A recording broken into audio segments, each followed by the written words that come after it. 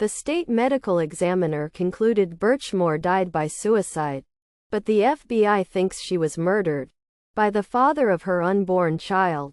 Someone got it spectacularly wrong.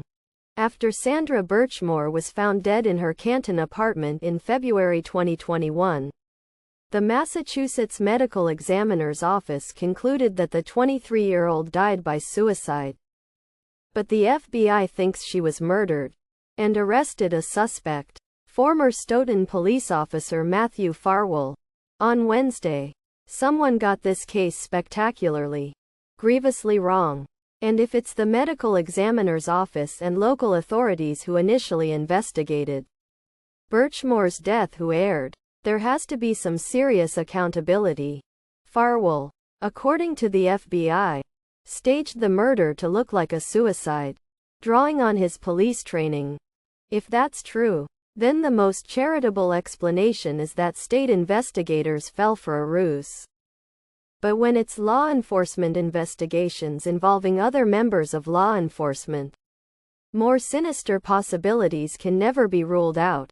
Farwell, according to federal prosecutors and the Globe's previous reporting on the case, had sexual contacts with Birchmore dating back to when she was 15, which is under the age of consent. They allege Farwell sometimes had sex with Birchmore while he was supposed to be at work, making her a witness to his alleged misconduct. She became pregnant in 2020 and told friends that Farwell was the father. Prosecutors say that he then strangled her. Farwell is charged with killing a witness, which can carry the death penalty. U.S. Attorney Joshua S. Levy says prosecutors have not yet decided on whether to seek capital punishment. Farwell pleaded not guilty on Wednesday. Meanwhile, the urgent question for local law enforcement is why it took the feds to piece together all the evidence against Farwell. Yes, the FBI has more tools at its disposal, but Canton police, who investigated the alleged crime scene, Norfolk County investigators, and the medical examiner's office all need to answer for their handling of the case. He allegedly attempted to cover his tracks to literally try and get away with murder, Levy said. And he almost did. Until today.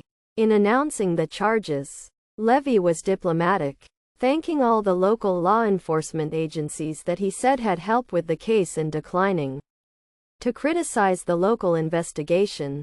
Our office wasn't involved in the initial determination of a suicide, so I can't speak to that, he said in response to a reporter's question. Those who could speak to it, though, aren't saying much. Asked whether the medical examiner's office stood by its conclusion, a spokesperson for the Executive Office of Public Safety and Security, the cabinet-level office that oversees the state police and medical examiner's office, did not answer directly. Instead, it released to the editorial board a statement that said the Office of the Chief Medical Examiner had cooperated with the federal investigation and respectfully declines to publicly comment on this matter at this time.